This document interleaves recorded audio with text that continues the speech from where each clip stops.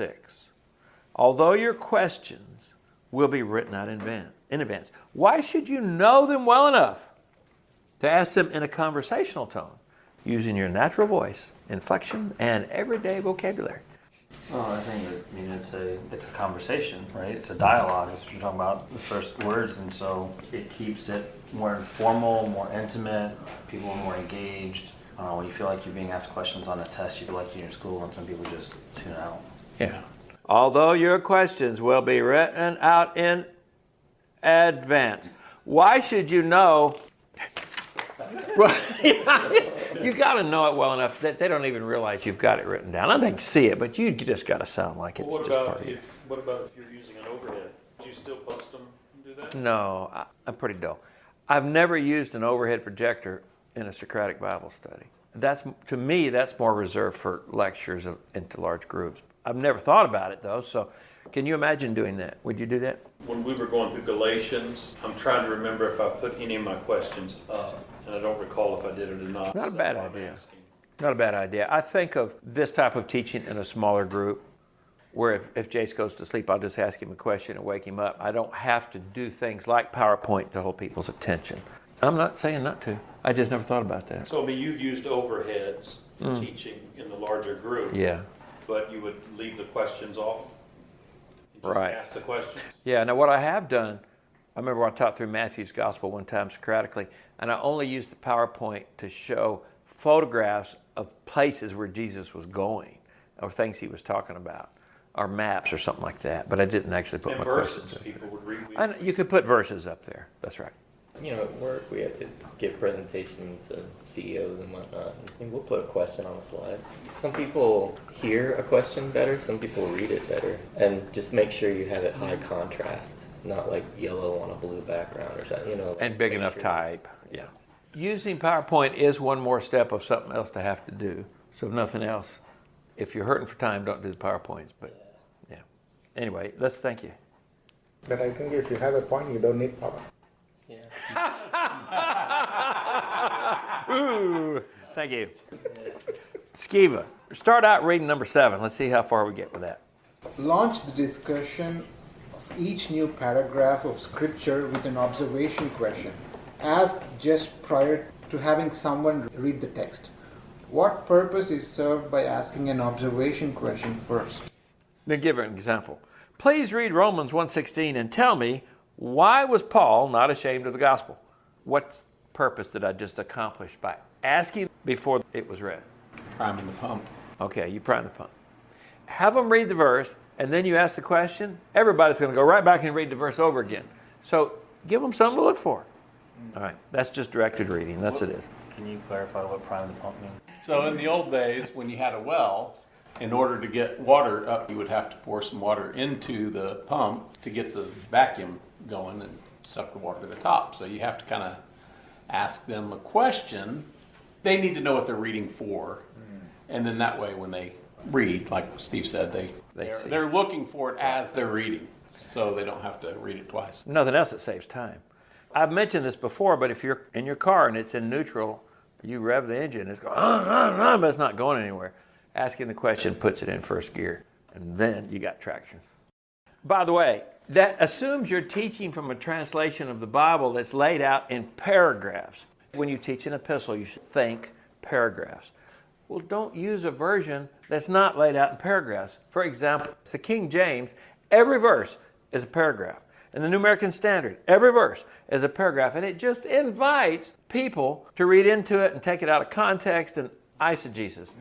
So find an NIV or an ESV or some version that's laid it out in paragraphs.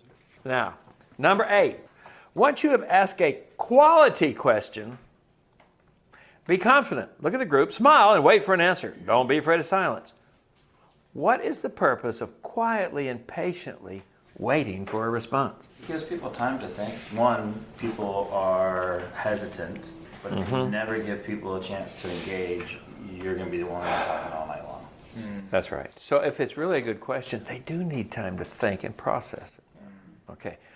Also, if you're teaching a group and all their lives they've been trained to be pew potatoes, where you just sit down, shut up, and listen, it's going to be like dynamite under them to get them used to talking. So just be quiet and smile. And usually the tension gets so great, somebody's going to say something after a while. But if you're sure it's a good question, wait them out. And that's a training process of the group. Reflecting this back on us, don't be nervous. Don't be afraid of silence. And don't be so jittery you don't give them a chance to answer. Welcome silence. A lot of people hate silence. Now, question 9, I have some questions here. They're all the same category. I want to know the function of these questions. What else do you see in this verse? Would anyone like to add anything to that? Would you explain your answer more fully? Why do you say that? What am I trying to do with that type of question? You give opportunity for the Holy Spirit to guide Okay. the group into truth, right? Because you're allowing someone, you're giving permission to someone who's Okay. not used to being in a Socratic environment, and they're Right. used to being that pew potato, as you called it, right? You're giving them permission or authority to be able to bring what they've learned in their reading of the verse. They might have a cross-reference that no one else had to pull it together, so it just, And instead of it empowers correcting, them.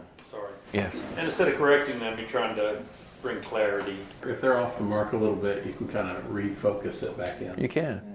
And you know, even if somebody's wrong, to a large extent, I'm just glad they're thinking. You can turn the ship when it's moving. So once they get them thinking, okay, we can work with that.